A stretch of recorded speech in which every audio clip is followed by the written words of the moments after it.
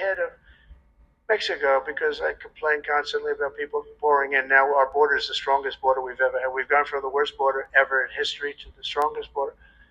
But I was speaking to the president of Mexico, a very wonderful woman actually, and I said we were talking about drugs. You can't let people come through your country and come into the country. You know, I was not that nice, but they understood what I was saying.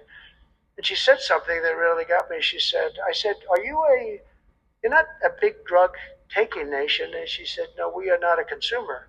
And I said, "A consumer? What a an interesting word. We're not a consumer nation. We're not a consumer of drugs." I said, "What an interesting and why is that?" She said, "Well, we have very strong family values." I said, "But we do too. We do too. We have very strong. Our families are devastated by what's happening with fentanyl, and China will not be doing. We're going to make a deal with China. They were not letting that happen anymore."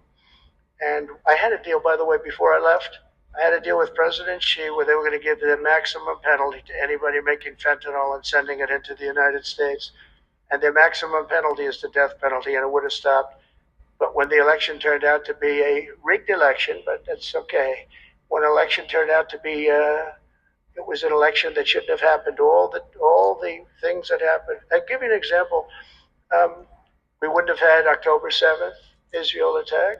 We wouldn't have had Ukraine and Russia fighting. We wouldn't have had inflation. We wouldn't have had all of these things that happened. But in speaking with her, she said about family values. I said, "Well, you're not really saying anything there because we have great families too. We have great family values." She said, "Plus we advertise a lot." I said, "Ooh, you mean you advertise about how bad drugs are?" "Yes, we do. We spend a lot of money on advertising." And I said, "Unbelievable." That was such a great conversation because we're going to spend hundreds of millions of dollars advertising how bad drugs are so that kids don't use them, that they chew up your brain, they destroy your teeth, your skin, your everything. And I thanked her for that. I make so many calls and I never learn anything from anybody. I know everything and I never learn anything from anybody. And I spoke to this woman. As soon as she said it, she didn't have to say exactly what I said. Exactly. What a great idea. And I think we're going to have, and I saw pieces of it, we're going to go in with $100 million and then another $100 million initially. But I saw some of the ads and they are really violent. I said, you have to make them strong. Your skin practically comes off after a period of time. You lose your hearing. You lose your teeth. It is terrible. And we show this happening to people.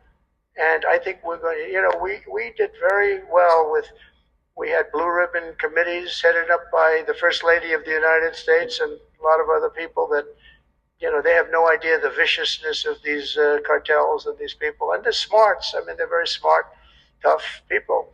Making a fortune, by the way, an absolute fortune. But we got it down 18%, which was a record.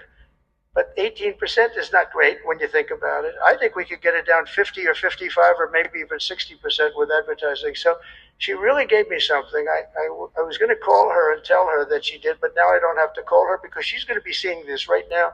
So to the president of Mexico, thank you very much. I appreciate it. But we're going to do a great advertising campaign saying how bad it is, how drugs are so bad for you.